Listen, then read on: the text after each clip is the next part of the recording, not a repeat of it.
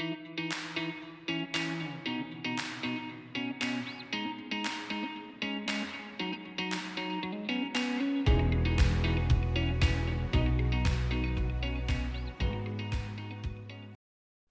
I'm Giovanni Cordoves, Regional President of Western United States for KBS Realty Advisors.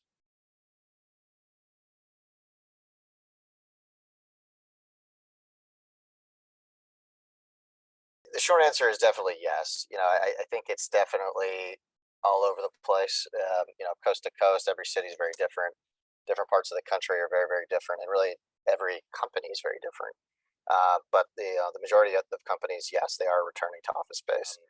You know, Definitely the way people are utilizing their spaces over these last 2 years has been all over the place.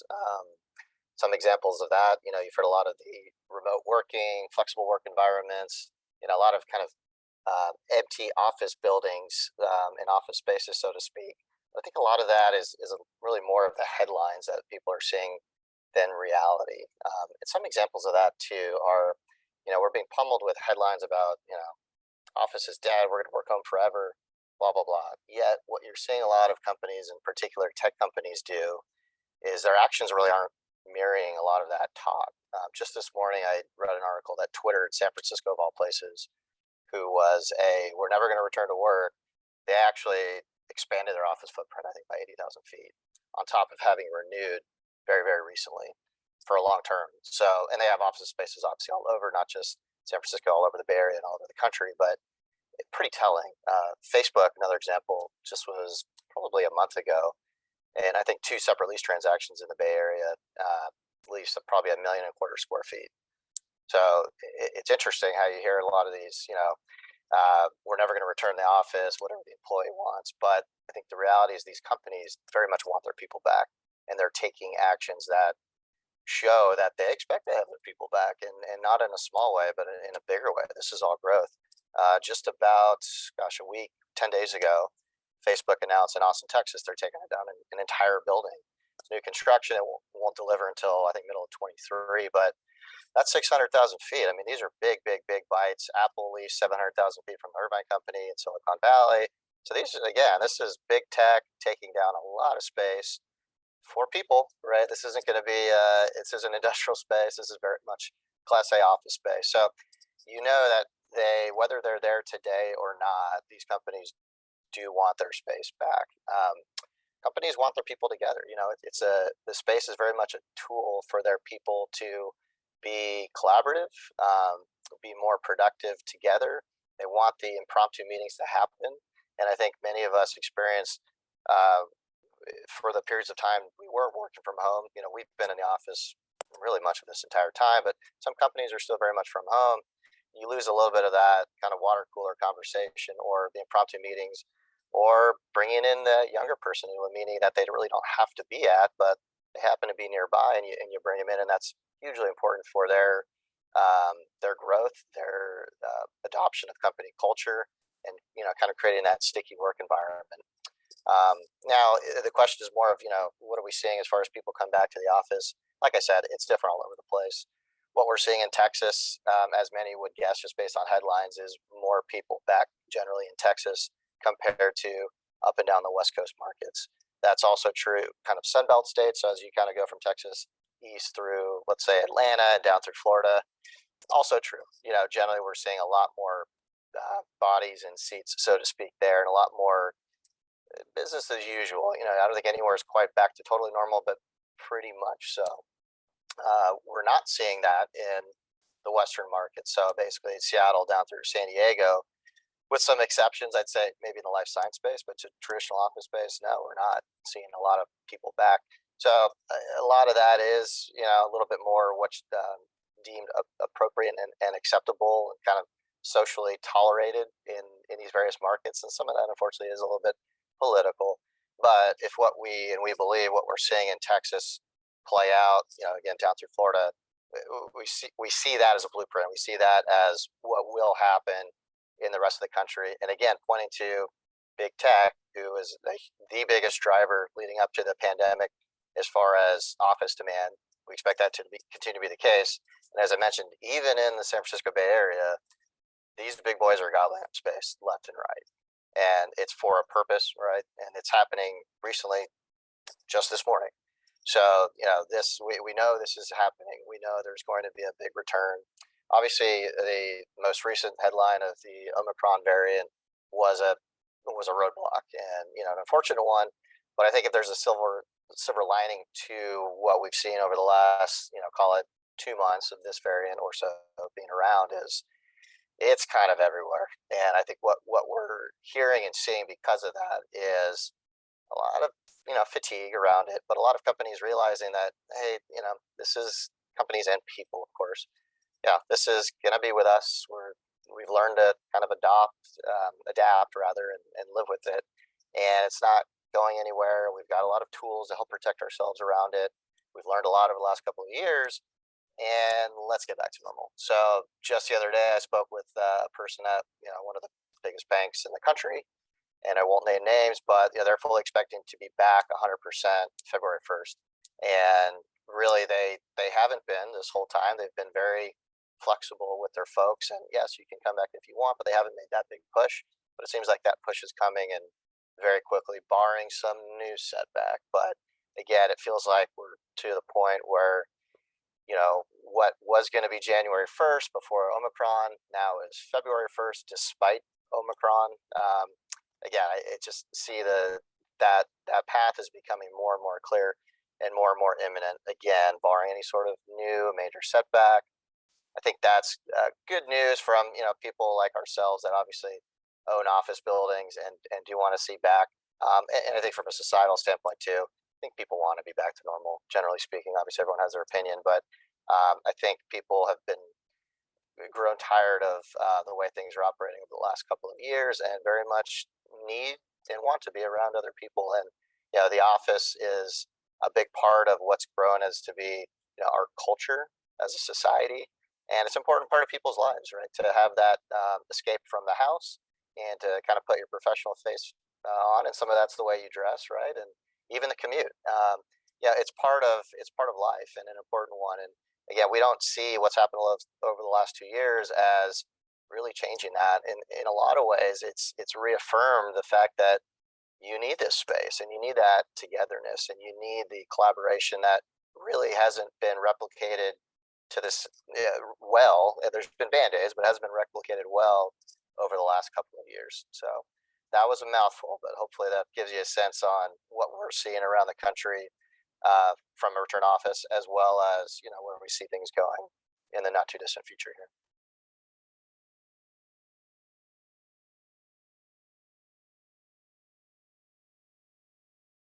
So what have office buildings been doing to try to basically make people comfortable, and give people comfort that they can come back safely? I think pretty consistently office owners have been looking at each other, and we've all been really in this together as far as what tools are out there, what can be done. Every building is certainly different, meaning the mechanical systems, HVAC specifically of buildings are not all the same. So, and buildings weren't designed all the same, but it's actually been very it's been interesting to see how well other owners who are our competitors, so to speak, really work together, and not just owners but property management companies, again, to try to share best practices and what can be done, because everybody has the same goal. We want to make people feel safe, and not just feel safe, but provide a quote unquote healthier workspace than what we had before. So a lot of that has to do with, hey, what can we do to our HVAC system? Can we bring more fresh air in? Can we bring in UV lighting to help zap, so to speak, virus that may be in the air, whether it's COVID or otherwise, or bacterias. There are things like bipolar ionization. So a lot of tools out there that we've been using where we can over the last couple of years to continue to remind people of what we're doing, and again, promote the fact that these buildings are a very safe place to be, and that people should feel okay returning to the office space. Again, acknowledging that there's a wide spectrum of again, I hate to use the word feelings, but feelings towards the pandemic, which unfortunately is still ongoing. So that's kind of the low hanging fruit of, hey, what can we do from a physical standpoint? Then of course you've got policies, procedures, right? Things like face covering wearing, and that's going to be dictated to some extent by local, county, state jurisdictions and the like. But reminding people to practice safe standards, whether that's uh, using touchless applications where we can, safe spacing, obviously social distancing in areas like conference rooms. From a cleaning standpoint, obviously elevated cleaning protocol, certainly in common areas, but also in tenant spaces. Again, from kind of a two-pronged approach. One is we actually want the buildings to be cleaner and safer, but we want people to see that we're doing that, know that we're doing it, and ultimately feel safer coming into these buildings. On top of that, these last 2 years have presented kind of an interesting opportunity for owners to come in and renovate spaces. So I know we have done it. I know a lot of other owners have as well, where it's you never have a period. You don't want a period, at least, where there's no one in your buildings or very few people in your buildings. You want your buildings to be leased, right? And fortunately, our portfolio has remained very leased, but from a physical day-to-day occupancy, of course, it's been low, and that's been different all across the country. CBDs remain low physical occupancy because primarily of the public transit situation, which really hasn't gotten back to normal because of the pandemic. More suburban buildings, you don't have that challenge. So it's all over the place. But where we've seen the opportunity for low occupancy, we've jumped on, hey, can we go renovate that lobby? Can we go expand the tenant lounge, give people more room? Again, just provide more amenities for people, refresh amenities that were already there. So just alongside those same lines of, hey, we have a healthier workspace than we did before. We're trying to achieve a healthier and better standard. We're also trying to give them little splashes of, hey, this wasn't here before. We're trying to lure people back as well. And it's not just us trying to lure tenants. Obviously, we're trying to help our tenants and their HR department and their recruiting department lure their own people back, and not just the people that they have now, but also new recruits. And obviously, it's been a tough hiring environment and continues to be the case. That was true pre-COVID. It's true now for all new and different reasons too. But we feel that the office space is just as much of a recruiting tool for companies as it is a place for people to come to work. That was true leading up to the pandemic, and honestly, I feel it's even more true now. So the fact that we can amenitize the buildings properly and keep up with the Joneses, so to speak, there, but really provide the best possible environment from a productivity standpoint and optionality standpoint of where you can work within the building, how you can break out groups, have a little space too, which of course is a thing now. You don't want to be 2 feet next to the person right next to you all day. That was somewhat okay pre-pandemic, and it's clearly not okay now. So giving that optionality, a little bit more breathing room, and that's true from a landlord perspective, in our building common areas, and we're also seeing it from a tenant's perspective, where a lot of tenants are realizing that density is no longer really what people want. They want to be able to spread out a little bit, but they do want to be together. They just don't want to be on top of each other.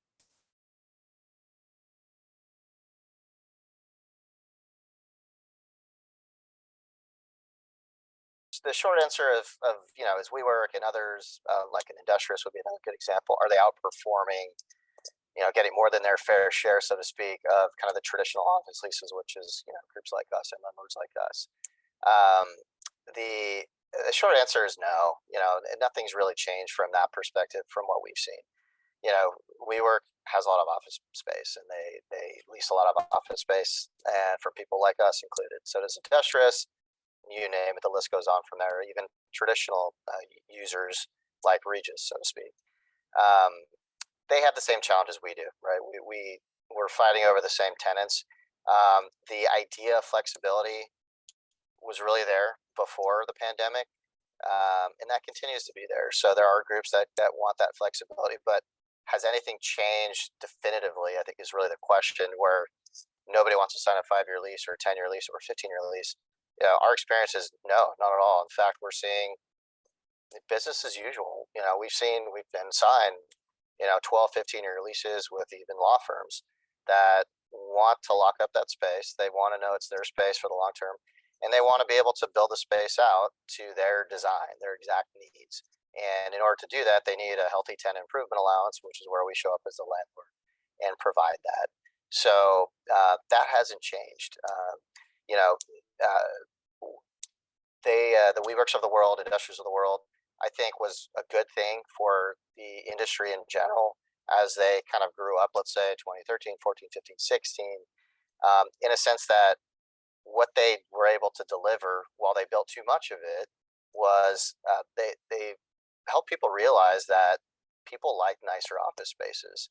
And I think what came out of that was, it pushed landlords like ourselves to build better spaces in our own spec suites, but also other tenants. So whether it's our law firms, tech companies, you name it, people are investing more and more into their spaces. I think largely, seeing a lot of the successes that the WeWorks of the world have, Industrials of the world have, by providing those great workplaces, nicely finished out, fun, so to speak, spaces for their end users. But again, the short answer is no. We're not losing out to WeWorks of the world. We're not losing tenants because tenants don't want to sign long-term leases. The tenants that didn't want to sign long-term leases that don't want to now, they're the same ones that really didn't want to before. That's just more fitting their business model, or maybe it's more of a satellite type location. But we really haven't seen a loss of tenancy or missed out on new tenant opportunities to the WeWorks of the world. Tenants, again, still want the space to be theirs. They still need those allowances, and they're not going to get those allowances, signing a 6-month agreement with a WeWork. They need very much to sign a 3, 5, 7, 10, 15-year deal with somebody like us.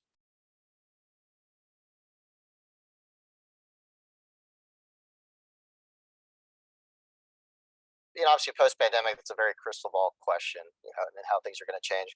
Right now, I can tell you what we haven't seen. We haven't seen tenants really of any size. So whether it's a Facebook or a local money manager or local law firm, small little suite, we haven't seen people change the designs or layouts of their spaces. If they were largely an open office user, whether that's benching or workstations, cubicles, big or small, if that was their design before, that's still their design. They may not be as dense as they were, but we're not seeing tech or anyone else that was, more of a let's cram them in there as densely as we can type of group. We're not seeing them completely change that and go to a, hey, we need a bunch of offices.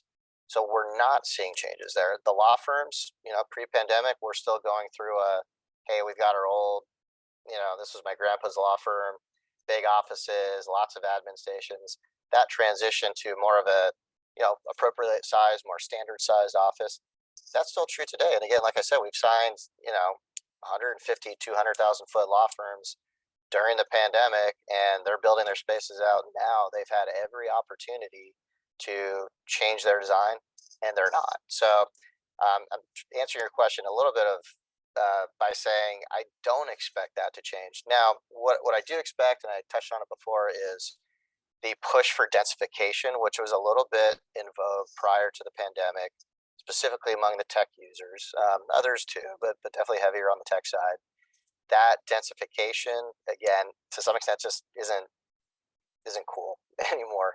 Again, people don't feel as comfortable sitting 12 inches from their neighbor all day, and not to say these groups didn't have nice space, but what they tended to do is cram a bunch of people into the area where they'd be sitting all day, and then they'd have a lot of very generously sized other areas with ping pong tables and foosball and big break areas, and that's all great. So what I do see happening is a little bit of elbow room, um, alleviating the density of where people really are working most of the day at workstations, and not necessarily taking away from those other kind of fun or collaborative areas, but really just needing a little bit more space, at least for those that were completely going for, we want 10 people per 1,000 feet, or even more in some cases. Again, I just don't think that that's going to fly, at least in the near term. And I mentioned Twitter earlier.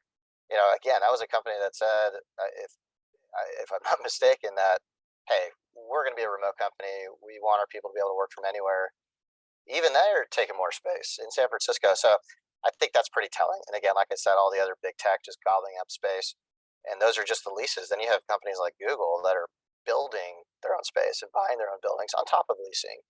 And they're building cities. And as is Apple, which is kind of their HQ2 in Austin. Google, what I'm specifically referring to, is what they're going to be building in San Jose. It's really astonishing what these groups are doing, and then the size and scale. So, and I think part of why they're doing it is obviously they're planning for their own growth, but they realize people need great space.